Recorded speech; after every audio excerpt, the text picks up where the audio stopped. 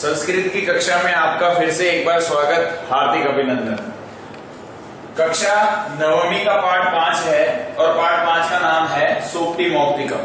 ठीक है, जैसा कि मैंने यहाँ लिख रखा है, सूक्ति और मौक्तिकम ये दो शब्दों से सूक्ति मौक्तिकम बना। सूक्ति का मतलब होता है सु बने अच्छा या अच्छी और उक्ति बने कही गई। जो अच्छी बातें कही गई होती है वो क्या कहलाती है? सूक्ति। ठीक है, और मौक्तिकम का मतलब होता है कि जैसे एक माला जो होती है वो मौक्तिकम कहलाती है, यानी कि सूक्तियों का संग्रह जब हो जाता है तो वो मौक्तिकम कहलाने लग जाता है। ठीक है, तो अच्छी बातों का जहां मैं संग्रह करूंगा, जहां मैं किताब का जैसे श्लोकों का ग्रंथ बनाऊंगा, श्लोकों का कुछ बनाऊंगा, संग्रह करूंगा, उसे मैं मौक्तिकम कह सकता हूं। तो अच्छी कही गई बातों का मौक्तिकम, अच्छी कही गई बातों का संग्रह मणि जो होगी वो सूक्ति मौक्तिकम कहलाएगी। ठीक है, तो सूक्ति मौक्तिकम का सीधा सीधा शाब्दिक अर्थ यह है कि अच्छी कही गई बातों का संग्रह। हम श्लोक नंबर 1 पे आते हैं। यहां लिखा है वृत्तम यत्नेन संरक्षित, वृत्तम एति च याति च। वृत्तम मतलब होता है आचरण। ठीक है, आचरण मीन्स कैरेक्टर। ठीक है, तो कैरेक्टर जो है यत्नेन मतलब प्रयास से, कोशिश करनी चाहिए, संरक्षित रक्षा करनी चाहिए, यानी हमें अपने आचरण की रक्षा करनी चाहिए। इसकी तुलना इससे करी, देखिए वित्तम एति च याति च। वित्त, वित्त मतलब धन। ठीक है ना, तो धन तो क्या करता है? एति, धन आता है और धन याति मतलब चला जाता है।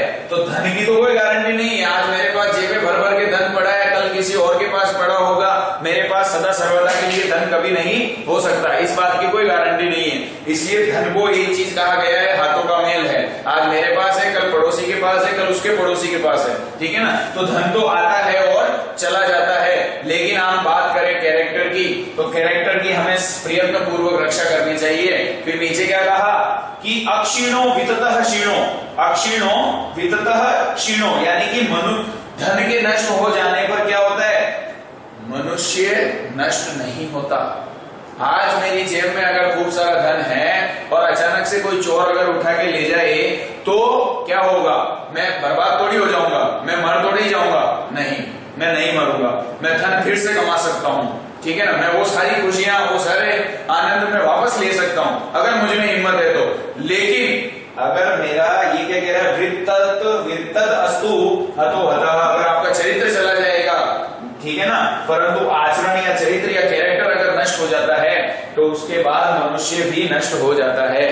क्योंकि इज्जत कमाने में हमें वर्षों लगते हैं और गंवाने में हमें एक पल लगता है। तो इसलिए हम इज्जत मीन्स कैरेक्टर, चरित्र, आचरण हम सब बचा के चलें। ठीक है, हम उसको संभाल के रखें। और धन की तुलना अगर हम करें तो धन तो आएगा जाएगा और काम चलता रहेगा। ठीक है ना भाई, तो ये बात है। अब क्या है, अगला श्लोक क्या है? अगला श्लोक लिखा है श्रूयताम धर्म सर्वस्वम श्रुत्वा चैवा वर्धार्यताम।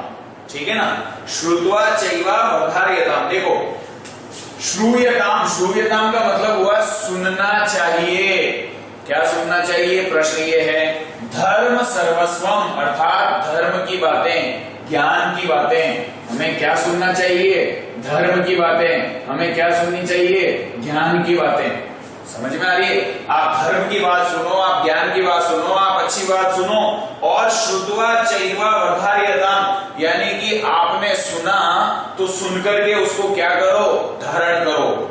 धारण करो मतलब आपको उसको ग्रहण करो, उसको दिमाग में उतारो, दिल में उतारो। ठीक है ना, ये धारण करो और ग्रहण करो का मतलब यही है। और उसके बाद उसने क्या कहा? वर्धार्यताम अर्थात पालन करो, उसका पालन हमें करना चाहिए। अरे मैंने आपको कहा कि घर जाके अपने से बड़े जो भी हैं घर में, उन सबके सुबह उठते ही आपको पैर छूना है, तो आप क्लास में सुन लिए और बड़े खुश हो गए कि आज सर ने हमारे को पैर छूने की कहा। लेकिन घर जाके अगर कोई इस बात को धारण नहीं करता है, इस बात का पालन नहीं करता है और कोई धोख नहीं देता है घर जाके, तो फिर इसका मतलब है कि उसने मेरी बात को तो सुना लेकिन उसने ग्रहण नहीं किया और उसने उसका जीवन में पालन भी नहीं किया। तो ऐसी बात का कोई मतलब नहीं है।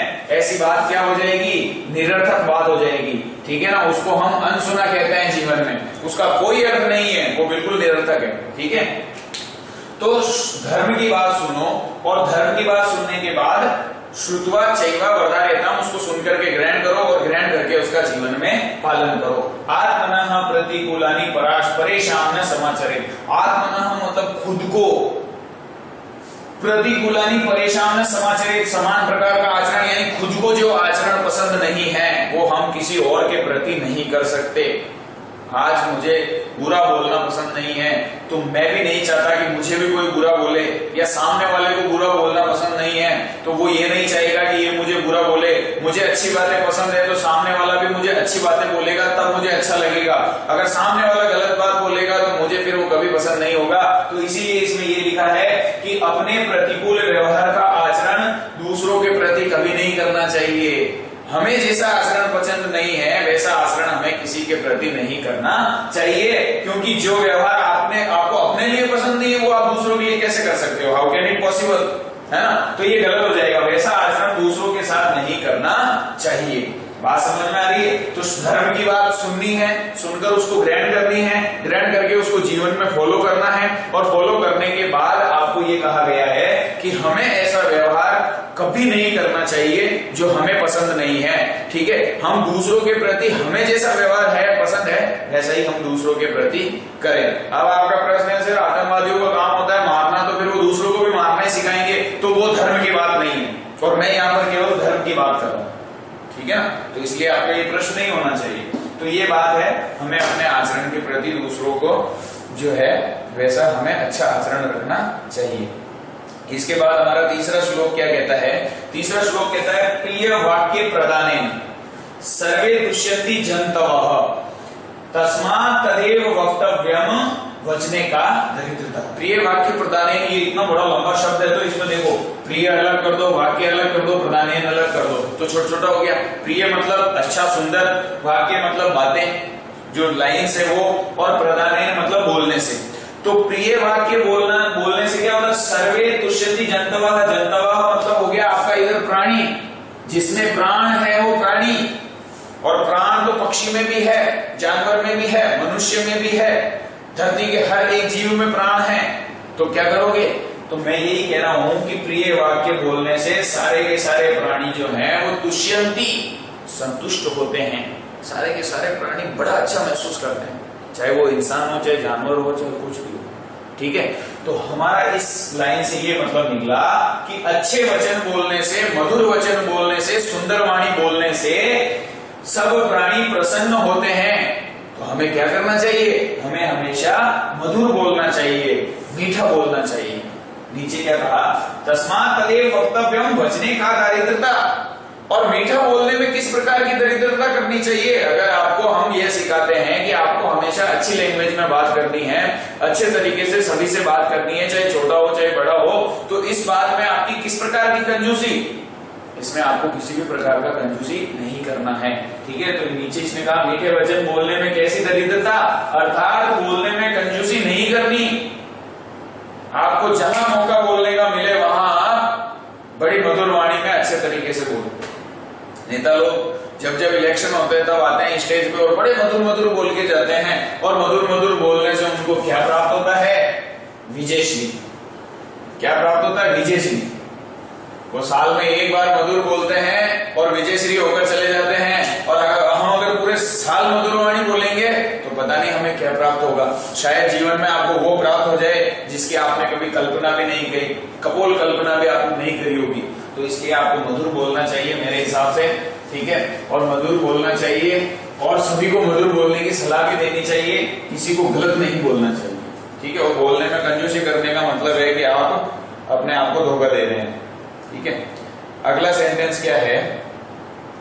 अगला सेंटेंस है पिबन्ति नद्य स्वयं एव न अम्बः स्वयं न खादन्ति फलानि वृक्षाः। ये श्लोक आपने 7th में भी पढ़ा होगा, 6th में भी पढ़ा होगा, 8th में भी पढ़ा होगा। तीनों में से जहां पढ़ा, अच्छे तरीके से पढ़ा होगा तो अभी समझ में आएगा। पिबन्ति नद्य स्वयं एव न अम्बः स्वयं न खादन्ति फलानि वृक्षाः नादन्ति सस्यं खलु वारिवाः परोपकाराय सदां विभूतये। पिबन्ति नद्य, पिबन्ति नद्य, नदियां कभी पीती है? नहीं। नदियां केवल नदियों को एक ही यूनिवर्सल ट्रुथ दिया गया है श्री परमपिता परमेश्वर ने, और वो कहा कि बस आप बहो, बहते रहो आप। तो नदियां केवल बहती है, अपना जल स्वयं नहीं पीती। नदियां कभी भी अपना जल स्वयं नहीं पीती। बात समझ में आ रही है? फिर बोला कि स्वयं न खादन्ति फलानि वृक्षः, अरे फल कभी भी अपना, वृक्ष कभी भी अपना फल खुद नहीं खाते। वृक्ष अपना फल कभी भी खुद नहीं खाते। नदियां का एकमात्र धर्म है बहना, और वृक्ष का एकमात्र धर्म है दूसरों को फल, फूल, पेड़, पत्ती, छाया और लकड़ी देना। तो ये इनके धर्म हैं, जिनको की जबान नहीं दी ईश्वर ने, लेकिन फिर भी इनके पास देने के लिए हमें बहुत कुछ है। ये हमें बहुत कुछ दे सकते हैं जीवन में, ठीक है ना? तो ध्यान से सुनना, मैं कह रहा हूं कि नदियां जल है तो कल है, ये टैगलाइन हम हमेशा पढ़ते हैं, और जब भी कोई निबंध लिखने की बात होती है तो हम जरूर लिखते हैं जल है तो कल है, जल के बिना जीवनम संभवम नास्ति। तो नदियां अपना जल स्वयं नहीं पीती है, पेड़ अपना जो है फल वो खुद नहीं खाते हैं, और नादन्ति सस्य खलु वारी वह, और इसी प्रकार से ही जो बादल होते हैं वो अपना अनाज, बादल वर्षा करते हैं, और वर्षा करने के बाद धरती में जो अनाज उगता है उसको क्या सारा का सारा वो ऐसे ऊपर चला जाता है क्या अनाज? नहीं, बादल के द्वारा जो बारिश की गई है उससे जो अनाज उत्पन्न हुआ है वो कभी भी बादल नहीं खाते। बादलों ने वर्षा उसके खुद के लिए नहीं की कि यार मैं बड़ा सुखी हो जाऊंगा, सारी वर्षा धरती पे पहुंचाऊंगा तो मैं बड़ा खुश हो जाऊंगा, मेरे को बहुत फायदा मिलेगा, रुपया मिलेगा, पैसा मिलेगा, धन मिलेगी, दौलत मिलेगी। ऐसा कभी बादल बोलता है क्या? नहीं बोलता है। तो ये क्या कह रहा है कि निश्चित ही बादल अनाज नहीं खाते, बादल कभी भी अनाज नहीं खाते। तो क्या कह रहा है? परोपकाराय सताम विभूतये है, यानी कि सज्जनों की धन संपत्ति केवल दूसरों के लिए होती है। सज्जन अपनी संपत्ति अपने लिए, अरे बहुत बड़ा दुनिया का रईस है, सज्जन है, अच्छा है, तो वो क्या करता है? अपनी सारी दौलत गरीबों में बांट के चला जाता है, उसने अपने लिए तो कुछ भी काम में नहीं लिया। तो इससे हमें एक चीज समझ में आती है, परोपकार, ये चीज हमने इससे सीखा कि हमें परोपकारी बनना चाहिए। गाय दूध अपने लिए कभी नहीं देती है, ध्यान रखना आप, ठीक है ना? तो वो भी हमारे लिए परोपकार कर रही है। पेड़ अगर फल नहीं खा रहा है तो वो परोपकार कर रहा है। नदियां अपना जल वो खुद नहीं पी रही है तो ये हमारे लिए परोपकार है।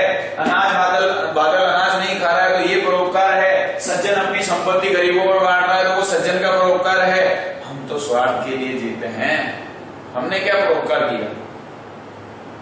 हमने कोई परोपकार नहीं किया। तो हमें आज से परोपकार करने के लिए जागृत होना है, परोपकार करना है। परोपकार का अर्थ होता है पर प्लस उपकार, पर प्लस उपकार, यानी दूसरों पर उपकार करोगे तो वो परोपकार में चेंज हो जाएगा, ठीक है?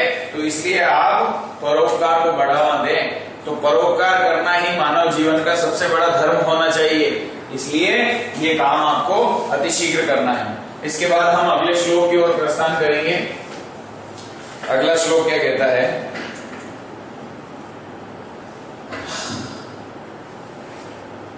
देखो, गुणेश्वेव ही कर्तव्य प्रयत्न पुरुषै सदा। मनुष्यों को देखो, गुणेश्वेव, गुणेश्वेव का मतलब होता है गुण, बहुत सारे गुण, गुण ही, ठीक है ना? गुणों का बहुत सारे गुण बोलो आप, छोटे छोटे गुण बोलो आप, छोटे छोटे गुण बन के बहुत बड़े गुण हो जाते हैं, बहुत बड़ा इंसान बन जाता है, ठीक है ना? तो ध्यान देने वाली बात क्या है? कर्तव्य। कर्तव्य मतलब उसको प्रयास करना चाहिए, और प्रयत्न पुरुष ही सदा, पुरुष को मनुष्य को सदा गुणों को प्राप्त करने का प्रयास करना चाहिए। मनुष्य हमेशा हमसे उच्च लेवल की बात सुनेगा, हमारे से अच्छे लेवल की बात सुनेगा, तो वो क्या सुनेगा? गुण को प्राप्त करेगा। वो किसको प्राप्त करेगा? गुणों को। तो मनुष्य को ये प्रयास करना चाहिए कि अधम कोटि के मनुष्य की बात सुनने के बजाय वो उच्च स्तर के मनुष्य की बात सुने और उसको ग्रहण करे और उसको जीवन में फॉलो करे। हमने अभी पहले यही पढ़ा था कि मनुष्य बातें तो सुनता है लेकिन उसको ग्रहण नहीं करता, और ग्रहण कर लेता है तो उसको जीवन में फॉलो नहीं करता। तो जीवन में फॉलो करना भी अनिवार्य है, ग्रहण करना भी अनिवार्य है, और सुनना भी अनिवार्य है। तो मैं यही कह रहा हूं कि मनुष्य को सदा गुणों को ही प्राप्त करने का प्रयास करना चाहिए। अरे 4 आदमी एक साथ बैठ के अगर सिगरेट पी रहे हैं तो क्या हमें बैठना चाहिए क्या वहां? मेरा प्रश्न है आपसे, क्या बालक जो स्टूडेंट लाइफ से गुजर रहा है उसको क्या 4 आदमियों के बीच में सिगरेट जाके पीना अनिवार्य है क्या? नहीं, वो अवगुण है, उस गुण को हमें एक्सेप्ट नहीं करना है, उस गुण से हमें दूर कर लेना है अपने आप को। अगर कहीं गंदी बातें हो रही है तो मैं वहां जाके बैठूंगा तो मैं खुद भी गंदी बातें सुनूंगा, सीखूंगा, समझूंगा, लेकिन अगर मैं वहां से हट जाऊंगा तो फिर मेरे जीवन में गंदी बातों का एक्सेप्टेशन नहीं होगा। बात समझ में आ रही है? तो मनुष्य को सदा गुणों को ही प्राप्त करना चाहिए। और फिर आगे बोला गुण युक्तो दरिद्रो अपि नैश्वरे गुणे समः, यानी गुणवान व्यक्ति गरीब होता हुआ भी, गुणवान व्यक्ति गरीब होता हुआ भी उस ऐश्वर्यशाली गुणवान व्यक्ति के समान नहीं हो सकता, अर्थात उससे अधिक श्रेष्ठ नहीं हो सकता। 2 व्यक्तियों की तुलना बताता हूं, एक व्यक्ति बहुत ज्यादा पैसे वाला है और एक व्यक्ति बहुत ज्यादा गरीब है। हम पहले चरित्र की बात कर चुके हैं, तो मैं इसमें लिख देता हूं अमीर और मैं इसमें लिख देता हूं गरीब। मैं ये कह रहा हूं इसके पास पैसा जो है वो बहुत ज्यादा है और इसके पास पैसा बिल्कुल भी नहीं है।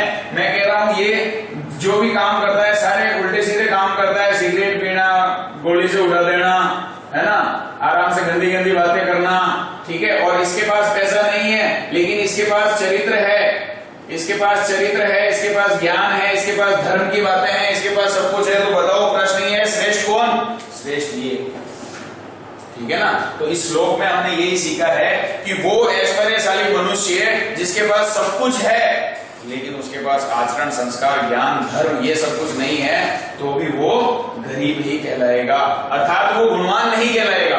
तो गुणवान व्यक्ति वही है जो गुणों को प्राप्त करता है और हमें गुणों को ही प्राप्त करना है, अवगुणों से हमें दूर हटना है, ठीक है भाई। इसके बाद हम अगले श्लोक को देखते हैं।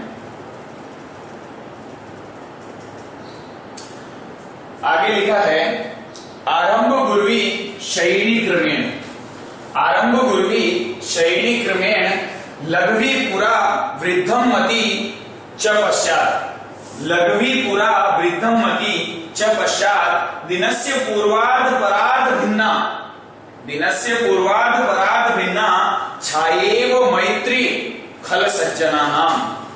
खल और सज्जन 2 व्यक्ति हो गए, एक हो गया खल और एक हो गया सज्जन, ठीक है। खल मतलब होता है मूर्ख जो कि दुनिया के उच्चतम विद्वान, और सज्जन मतलब सज्जन, ठीक है ना भाई। तो सज्जन और मूर्ख की बात है ये। तो क्या बात है सर? पूछो भाई क्या बात है, मैं बताता हूं क्या बात है, देखो ध्यान से, है ना। कि आरंभ गुरुवी शैली क्रमेण, आरंभ में बड़ी और फिर धीरे कम होने वाली, यानी कि ये मैंने खंबा बनाया इधर, ठीक है ना। ये जब सूर्य उदय होगा आरंभ में, तब किसी भी मनुष्य की छाया बड़ी होगी और उसके बाद क्या हो जाएगी? धीरे धीरे धीरे धीरे ढलती जाएगी, ठीक है ना।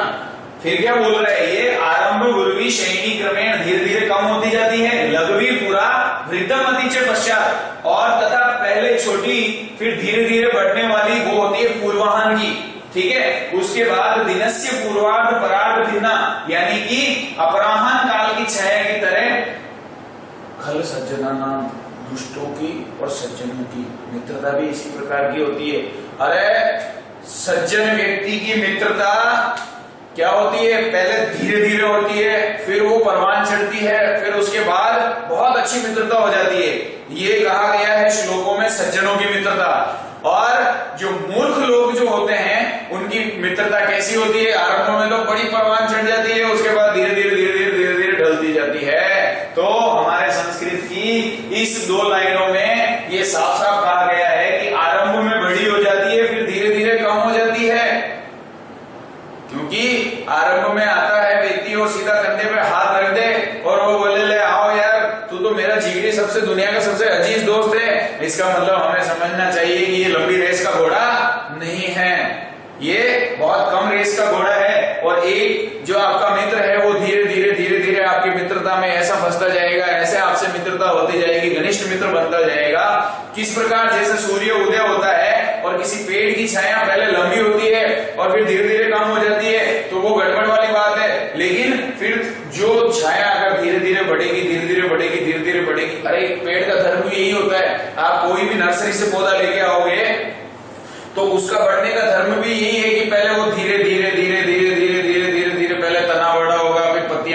की पत्तियां निकलने के बाद फिर फूल आएगा, फूल निकलने के बाद फल आएगा, फल निकलने के बाद वो छाया भी दे रहा है। तो ये इसका धर्म है, ये संसार का नियम है कि मित्रता सदैव ऐसे ही बढ़ती है।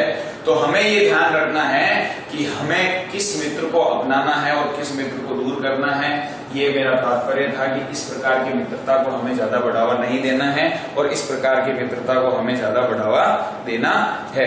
हमारा ये अंतिम श्लोक है, यत्रापि कुत्रापि गता भवेयु, यत्रापि कुत्रापि गता भवेयु हंसा मही मंडल मंडलनाय। ठीक है ना, ये क्या कह रहा है, यत्रापि कुत्रापि गता भवेयु यानी पृथ्वी को सुशोभित करने वाले हंस, हंसा भवेयु, हंसा मतलब हंस जो होते हैं ना, धरती पर बहुत सारे हंस होते हैं, तो वो हंस क्या करते हैं, महीमंडल मंडनाय यानी पृथ्वी को सुशोभित करने के लिए वो हंस जो है जहां कहीं भी प्रवेश करने में समर्थ है। हंस हमेशा स्वतंत्र होता है, वो चाहे तो पाकिस्तान की बॉर्डर में जा सकता है, वो चाहे तो किसी भी बॉर्डर में जा सकता है, अदर कंट्री में भी जा सकता है, हंस स्वतंत्र है। हंस पृथ्वी को सुशोभित करने के लिए कहीं भी जा सकता है, लेकिन जहां वो जाएगा वो आंगन बड़ा सुंदर नजर आएगा, उसकी सुंदरता बड़ी देखते ही बनती है। ठीक है ना, उसके बाद क्या कहा, हानि अस्तु तेषाम सरोवराणाम येषाम मरालैहि सह विप्रयोगः। वो कह रहा है कि हानि तो उन सरोवर की है जहां से वो हंस जा चुका है, हानि तो उन सरोवर की है जहां से वो हंस जा चुका है। अरे हंस जहां गया उसको, आज हिंदुस्तान से सारे हंस पाकिस्तान में चले जाए तो हानि किसको होगी, हिंदुस्तान को होगी, क्योंकि हिंदुस्तान की जो स्वतंत्रता थी वो तो समाप्त हो गई और पाकिस्तान की सुंदरता में चार चांद लग गए कि सारे के सारे हंस वहां पर चले गए। ये कह रहा था कि हिंदुस्तान के सारे पक्षी अगर पाकिस्तान की बॉर्डर में चले जाएंगे और वहां के किसी सरोवर में जाके पानी पिएंगे तो इज्जत और जो सुंदरता है वो कम किसकी होगी, हिंदुस्तान की बॉर्डर की होगी। पाकिस्तान की बॉर्डर तो, पाकिस्तान का सरोवर तो बड़ा सुंदरता से महक उठेगा कि सारे हंस वहां पर आ गए और हंस तो देखते ही शोभा बनता है, हंस की देखते ही शोभा बनती है। मैं ये कहना चाह रहा हूं कि पृथ्वी को सुशोभित करने वाले हंस भूमंडल पर कहीं पर भी रहे, भूमंडल पर कहीं पर भी जहां कहीं भी प्रवेश करने में समर्थ है और समर्थ होते हैं, लेकिन हानि तो उन सरोवरों की है जिनका हंसों से वियोग हो जाता है। अरे कभी भी किसी प्यार करने वाले का किसी प्यार करने वाली से अगर वियोग हो जाता है तो ये बड़ी दुख की बात हो जाती है। समझो मेरी बात को, मैं ये कह रहा हूं कि पृथ्वी को सुशोभित करने वाले हंस जहां कहीं से भी अलग हो जाते हैं फिर वहां की सुंदरता नहीं होती है। इसलिए हंस तो हमारी धरती की शान है और हंसों का वियोग जहां से होता है, जहां से हंस अलग होते हैं वहां की सुंदरता समाप्त हो जाती है और जहां जाकर वो बैठते हैं वहां की सुंदरता में चार चांद लग जाते हैं। मेरा कहने का तात्पर्य ये है कि सज्जन लोग जहां भी बैठेंगे वहां पर अच्छाइयां ही अच्छाइयां होगी और मूर्ख लोग जहां पर भी बैठेंगे वहां पर केवल बुराइयां ही बुराइयां व्याप्त होगी। तो आप हंसों को सज्जनों से कंपेयर करके आराम से इस बात को समझ सकते हैं। ठीक है भाई, अब हमारी अगली बात क्या है, गुणा गुणज्ञेषु गुणाः भवन्ति ते निर्गुणं प्राप्य भवन्ति दोषाः आस्वाद्य तोयाः प्रवहन्ति नद्य समुद्रम आसाद्य भवन्त्य अपेयाः। आपके टुगेदर विद में ये बहुत सारे शब्दार्थ लिख रखे हैं, इनको आप पढ़ पढ़ के फिर हिंदी करोगे तो शायद बहुत अच्छे तरीके से समझ में आ जाएगा। ठीक है, तो देखो, गुणाः गुणज्ञेषु गुणाः भवन्ति, गुणवान लोगों में रहने के कारण ही गुण को सगुण कहा जाता है। मैं गुणवान व्यक्ति हूं, मेरे में सारे गुण हैं तो मैं सगुण हो गया। मैं गुणवान व्यक्ति नहीं हूं, मेरे में एक भी लक्षण ढंग का नहीं है तो मैं निर्गुण हो गया। ठीक है, निर्गुण और सगुण का मतलब समझ में आया। मैं ये कहना चाहता हूं जिसमें गुण है वो सगुण, जिसमें गुण नहीं है वो निर्गुण। ठीक है, फिर क्या कहा, ते निर्गुणम प्राप्य भवन्ति दोषाः, गुणहीन को प्राप्त करके वो सारे के सारे दुर्गुण जो है वो दोष में बदल जाते हैं। सारे के सारे, अगर मेरे पास अच्छी चीजें हैं और मैं बुरे लोगों के साथ जाके बैठूंगा तो मेरे सारे के सारे गुण निर्गुण में बदल जाएंगे, दोष में बदल जाएंगे, क्योंकि प्रयास मेरा ही था। बुरे लोगों के पास बैठने का प्रयास मेरा ही था और मेरे भी प्रयास जो हैं वो उनके हिसाब से सार्थक हो गए कि मैं निर्गुण बन गया। ठीक है, तो इन्होंने बोला आस्वाद्य तोयाः प्रवहन्ति नद्य, अरे स्वाद युक्त नदियां, मीठे पानी की नदियां हिमालय से निकलती है, हिमालय से जब मीठे पानी की नदियां निकलती है तो वो बड़ी मीठी होती है, उनका पानी बड़ा मीठा होता है।